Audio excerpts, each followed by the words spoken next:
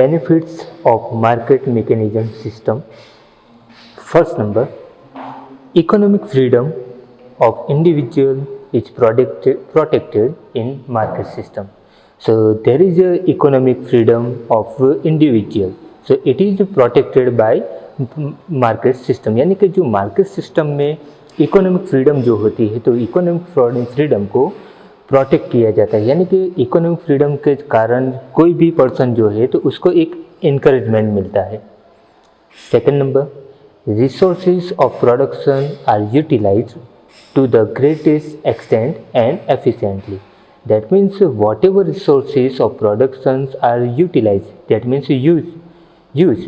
So this utilize is done on the efficiency or extent, यानी कि जो भी प्रोडक्शन के रिसोर्सेज है तो उसको यूटिलाइज इस तरह से किया जाता है कि उनकी जो एफिशिएंटली यानी कि वो कितना कार्यक्षम है या उसकी कैपेबिलिटी कितनी है, तो उसके ध्यान में रखकर ये जो रिसोर्सेज है वो रिसोर्सेज का डिस्ट्रीब्यूशन होता है, जिसके कारण जो बेनिफिट है वो बेनिफिट डायरेक्टली इकोनॉमी को होता है।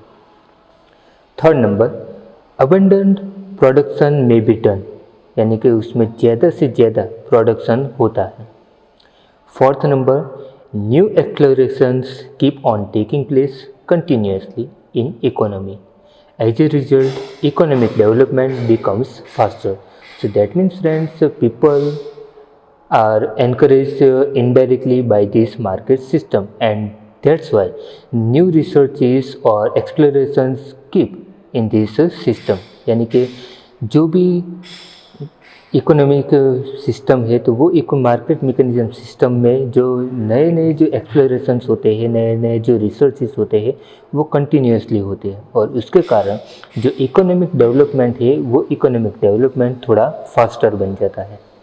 Fifth number, quality of things improve because of competition, यानी कि जो भी थिंग्स है वो थिंग्स की जो क्वालिटी है वो क्वालिटी इम्प्रूव होती है, और वो इसलिए होती है क्योंकि उसमें जो कंपटीशन है वो कंपटीशन का जो रोल है वो रोल एक वाइटल रोल है, यानी कि सब लोग कंपटीशन में टिके रहने के लिए या फिर उसको स्टे करना है कंपटीशन में या फिर चलना है तो उसको अपनी जो भी थिंग्स है वो थिंग्स की क्वालिटी को इम्प्रूव करना पड़ता है, और उसका जो बेनिफिट है वो बेनिफिट डायरेक्टली कॉमन पीपल को मिलता है। Now friend, we will see here limitations of market mechanism system.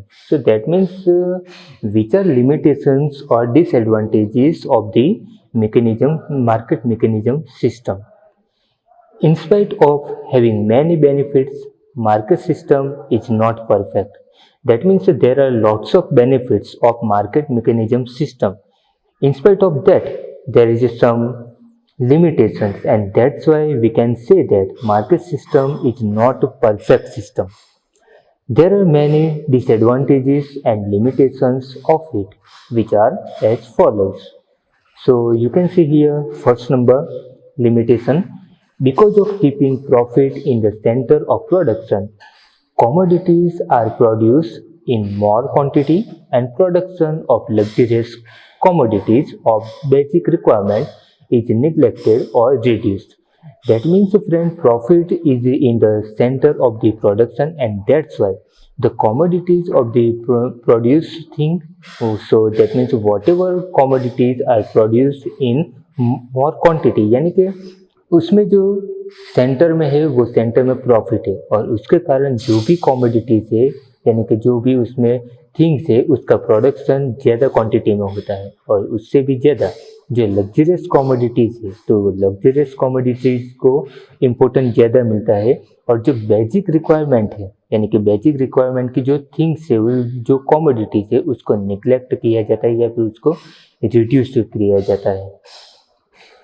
Second number, because of lack of policy related to role of state, natural resources are wasted.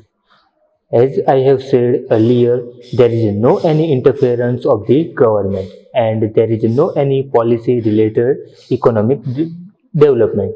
That's why the natural resources are wasted, यानी कि उसमें chances ये बढ़ जाते हैं कि government का उसमें कोई भी रूल न होने के कारण या फिर गवर्नमेंट का उसमें कुछ भी इंटरफेरेंस न होने के कारण जो भी नेचुरल रिसोर्सेज है वो नेचुरल रिसोर्सेज वहाँ पे वेस्ट होता है।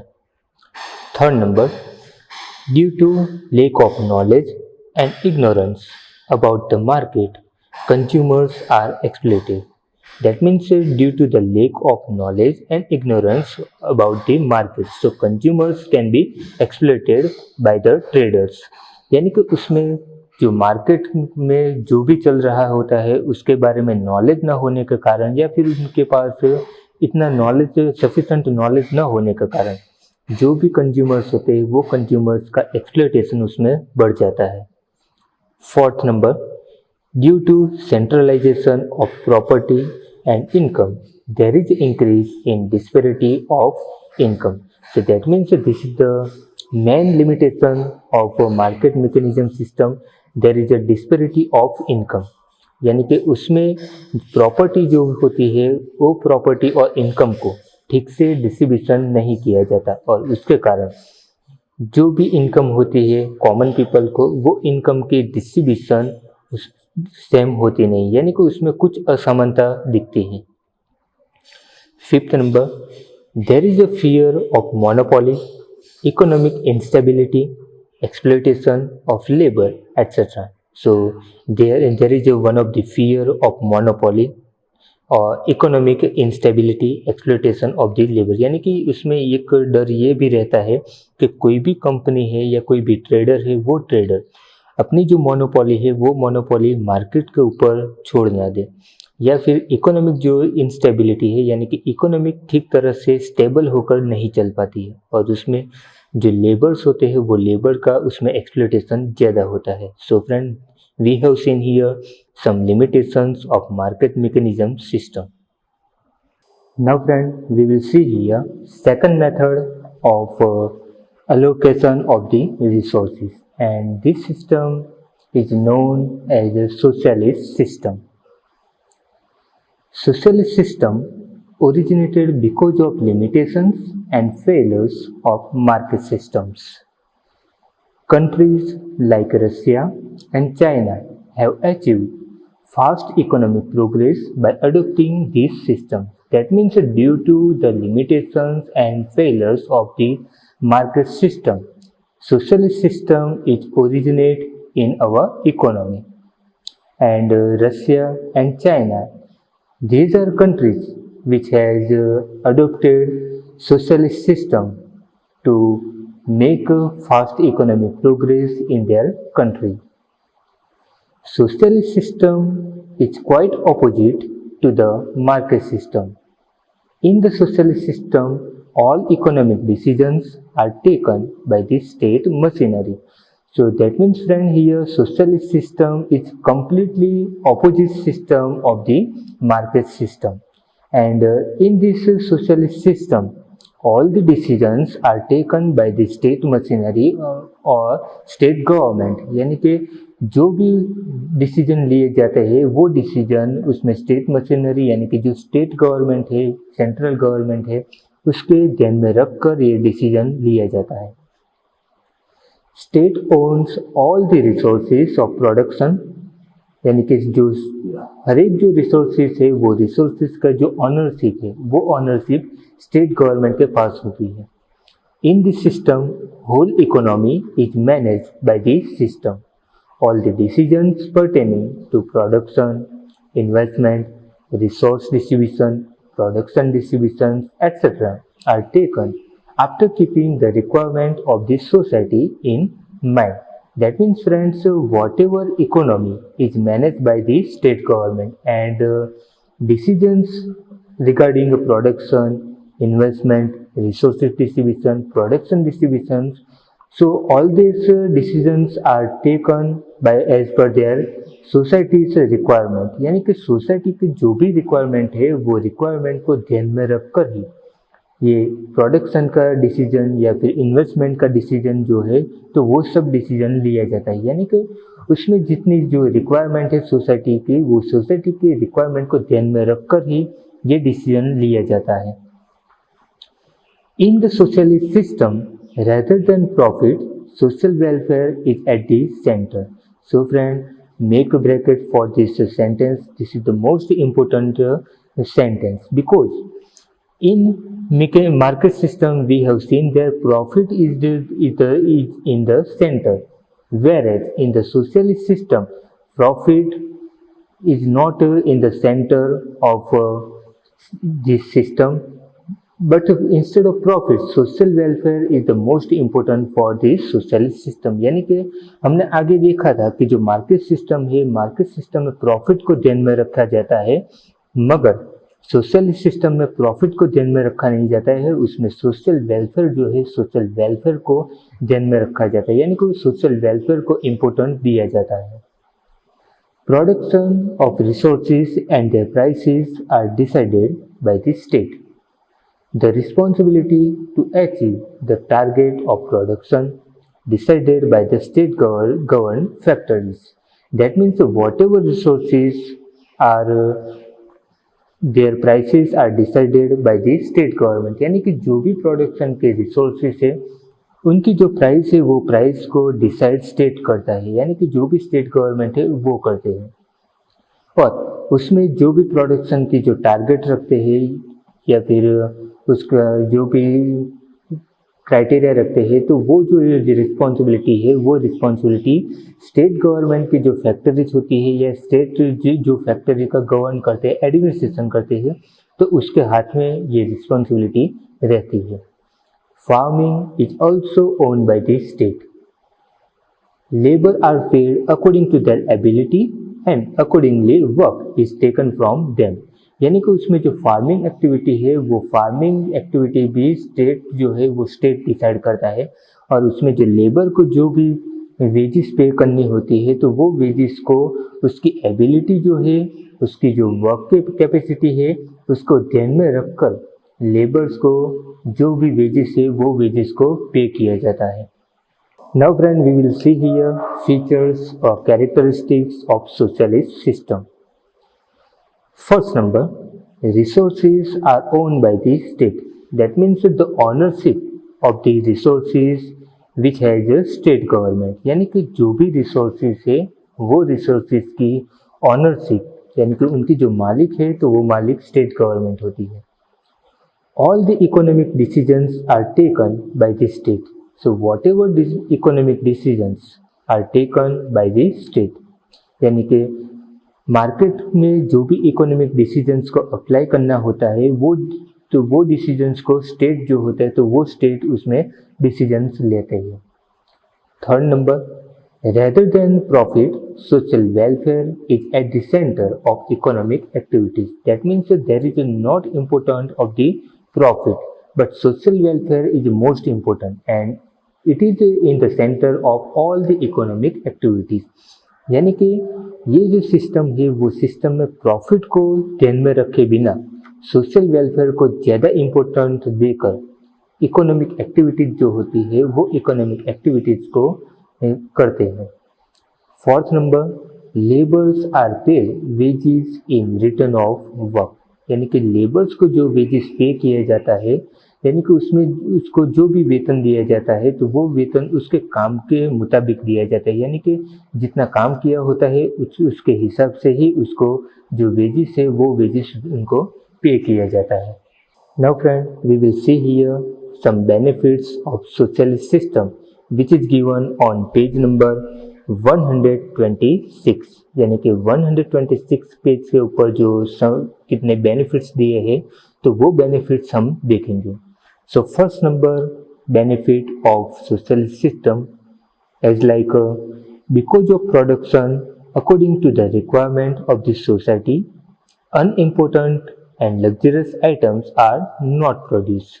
That means there is a most important thing is to satisfy basic requirement of the society. यानी कि उसमें बहुत ही इम्पोर्टेंट बात ये है कि उसमें सोसाइटी की जो बेसिक रिक्वायरमेंट है वो बेसिक रिक्वायरमेंट की जो भी चीज़ है उसका प्रोडक्शन सबसे ज़्यादा होता है and unimportant and luxurious items are not produce in maximum quantity. यानी कि जो अनइम्पोर्टेंट है लग्जरियस आइटम्स है तो उसका जो प्रोडक्शन होता है वो प्रोडक्शन को इतना इम्पोर्टेंट दिया नहीं जाता है और उसके कारण उसका जो मैक्सिमम प्रोडक्शन है वो मैक्सिमम प्रोडक्शन भी कम होता जाता है।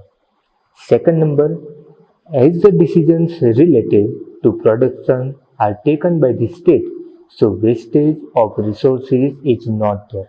That means whatever decisions related production, these are taken by the state and that's why the wastage of resources is not there. यानी कि स्टेट गवर्नमेंट जो होती है तो वो सब डिसीजंस लेते हैं कि प्रोडक्शन जो होता है रिसोर्सेज में से तो उसका डिस्ट्रीब्यूशन कैसे किया जाए।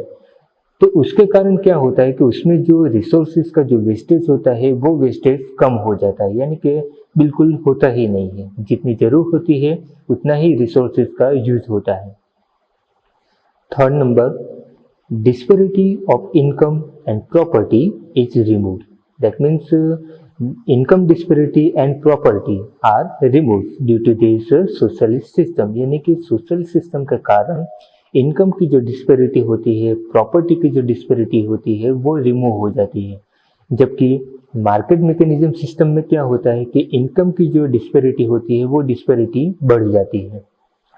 Fourth number, consumers are not exploited, यानी कि कंज्यूमर्स जो होता है वो कंज्यूमर्स का एक्सप्लॉइटेशन यहाँ पे हो नहीं सकता है, यानी कि उसमें जो कंज्यूमर्स है वो कंज्यूमर्स को यहाँ पे एक तरह से प्रोटेक्शन मिल जाता है। Now friend, we will see here some limitations of socialist system. Socialist system which has come into existence with the noble intention of equal distribution and social welfare too has certain limitations. Means socialist systems is originated due to the noble intention of equal distribution and social welfare, यानी कि social system की जो origination हुई थी या फिर उनका जो एग्जिस्टेंस हुआ था वो एक नोबल इंटेंशन के साथ हुआ था। और वो नोबल इंटेंशन ये थी कि जो भी रिसोर्सेस है वो रिसोर्सेस का डिस्ट्रीब्यूशन इक्वल हो और जो सोसाइटी जो है तो सोसाइटी का वेलफेयर वर्क हो। ये ध्यान में रखकर सोशल सिस्टम का एग्जिस्टेंस हुआ था, मगर इसके बावजूद वहाँ पे कुछ उनकी भी लिमिटेशंस है। और वो लिमिटेशंस क्या है तो यहाँ पे दिया गया है। First number, as the resources of production are owned by the state, people do not get encouragement and motivation to increase production. That means whatever resources of productions are honoured bye the state government, यानी कि जो भी resources है वो resources की जो ownership है वो स्टेट गवर्नमेंट के पास है। तो उसके कारण क्या होता है कि जो कॉमन पीपल है वो कॉमन पीपल को उसमें एंकरेजमेंट या फिर मोटिवेशन जो मिलना चाहिए वो मिलता नहीं है। Second number, due to lack of competition, contents and research do not get momentum in the economy. That means there is no any type of competition or any new type of researches or contest. That's why which momentum is required for the economy. So this momentum cannot get by this system. यानी कि economy को जो competition के कारण जो नए नए जो रिसर्च की जो अपॉर्चुनिटी मिलती है, कंटेस्ट की जो अपॉर्चुनिटी मिलती है, तो ऐसे जो मोमेंटम इकोनॉमी को मिलने चाहिए कि जिसके कारण इकोनॉमी ज़्यादा बढ़े, तो ये मोमेंटम सोशलिस्ट सिस्टम में नहीं मिलते। क्यों नहीं मिलते? क्योंकि ये जो सब डिसीजन लिया जाता है वो डिसीजन स्टेट जो होता है तो वो स्टेट ही डिसीजन लेते हैं। Third number, there is a lack of individual freedom in this system. So that means there is no any type of freedom for the individual or any common people, and that's why this system is became a fail in some cases. यानी कि उसमें जो individual freedom होती है वो individual freedom मिलती नहीं है या फिर उसमें कुछ कमी होती है और उसके कारण ये सिस्टम जो है तो वो सिस्टम में कुछ खामियां या फिर कुछ खामियां जो है वो रह जाती है। Fourth number, because of complete interference of state there is a fear of bureaucracy, यानी कि स्टेट गवर्नमेंट होती है तो स्टेट गवर्नमेंट का उसमें पूरा इंटरफेरेंस होता है और उसके कारण जो ब्यूरोक्रेसी है वो ब्यूरोक्रेसी का जो डर है वो लगातार उसमें रहता ही है। Friends, we have discussed about market system and socialist system, which are main method for the allocation of resources. यानी कि हमने जो मार्केट सिस्टम और सोशलिस्ट सिस्टम जो देखा है तो वो उनके जो मेन मेथड है जो रिसोर्सेज का प्रॉपर अलोकेशन होता है उसको ध्यान में रखकर. Now friend, we will see here mixed economy. Mixed economic system attempts at removing the limitations of market system and socialist system and tries to assimilate in it good elements of both the system. That means whatever limitations or disadvantages are created occur due to the market system and socialist system. So these limitations are reduced by the mixed economy. यानी कि market system के कारण और socialist system के कारण जो भी limitations create होती है या फिर जो भी उसमें डिसएडवांटेजेस होती है तो ये डिसएडवांटेजेस और ये लिमिटेशंस को दूर करने के लिए एक नई जो सिस्टम अप्लाई की जाती है तो वो सिस्टम यहाँ पे दी गई है वो है मिक्स इकोनॉमी. यानी कि उसमें जो भी खामियां है वो खामियां को दूर करने के लिए ये मिक्स इकोनॉमी को इंट्रोड्यूस करवाया जाता है. Mixed economy is such a type of economic system in which public and private sector coexist and both sectors do not work as a competitor, rather they work as a complementary to each other. यानी कि mix economy जो है वो economic system का एक ऐसा type है कि जिसमें पब्लिक और प्राइवेट सेक्टर दोनों का जो एग्जिस्टेंस है वो एग्जिस्टेंस को एग्जिस्टेंस के कारण चलता है. यानी कि दोनों साथ में मिलकर चलता है. पब्लिक सेक्टर और प्राइवेट सेक्टर दोनों एक दूसरे के कॉम्पिटिटर की तरह नहीं वो काम करते हैं मगर एक दूसरे के कॉम्प्लीमेंट्री यानी कि एक दूसरे के जो कंपेनियन की तरह वो काम करते हैं और एक दूसरे को वो साथ देकर ये इकोनॉमी को आगे बढ़ाते हैं. There is individual or private ownership in agriculture, trade, small consumer goods industries, etc.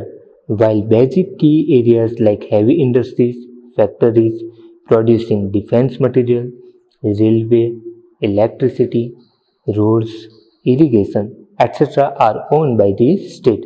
That means there is a individual or private ownership in agriculture, trade और small consumer goods industry. यानी कि जो small consumer good industry है या फिर agriculture है तो उसमें हमें इंडिविजुअल या प्राइवेट ऑनरशिप दिखाई जाती है. Whereas in heavy industries, factories producing defence material, railway, electricity, roads और irrigation, so all this things are governed by the state. यानी कि जो हैवी इंडस्ट्रीज है, फैक्ट्रीज है, प्रोड्यूसिंग डिफेंस मटेरियल्स है, रेलवे है, तो ये सब की जो ऑनरशिप है वो ऑनरशिप स्टेट गवर्नमेंट के पास होती है. यानी कि इस तरह से उसमें पब्लिक और गवर्नमेंट दोनों को एक साथ रखकर ये जो इकोनॉमी है वो इकोनॉमी को आगे बढ़ाया जाता है. Next paragraph. In this system market is not completely free.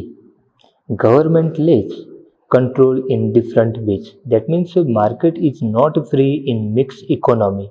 Government has rights to make their rules and regulations for the market. यानी कि गवर्नमेंट किसी भी तरह से उसके ऊपर कंट्रोल रखती है. यानी कि मार्केट वहाँ पे फ्री नहीं होता है. For example, state lays heavy tax on production of unwanted things. यानी कि जो स्टेट है वो स्टेट के पास ऐसा राइट है कि जो भी अनवांटेड थिंग्स है या फिर लग्जरियस आइटम्स जो होती है तो उसके ऊपर ज़्यादा से ज़्यादा टैक्स रखे जिसके कारण जो गवर्नमेंट की इनकम है वो इनकम बढ़ सके. यानी कि वो इनडायरेक्टली वो कंट्रोल जो है वो कंट्रोल गवर्नमेंट का मार्केट के ऊपर रहता है. In the same way industries in the backward areas are encouraged by giving subsidy, relaxation in tax etcetera. यानी कि दूसरी तरह ये होता है कि जो बैकवर्ड एरियाज है तो बैकवर्ड एरियाज में इंडस्ट्रीज को एक एनकरेजमेंट मिल सके जिसके कारण वो ज़्यादा से ज़्यादा एम्प्लॉयमेंट वहाँ पे दे सके और उसके ज़रिए ये जो इकोनॉमी है वो इकोनॉमी में उसमें ज़्यादा एडवांटेज हो सके और उसके कारण उन ऐसी एरियाज़ को वहाँ पे सब्सिडी ज़्यादा दी जाती है. कुछ टैक्सेस में उसको रिलैक्सेशन भी दिया जाता है और इस तरह से उनको एनकरेज किया जाता है।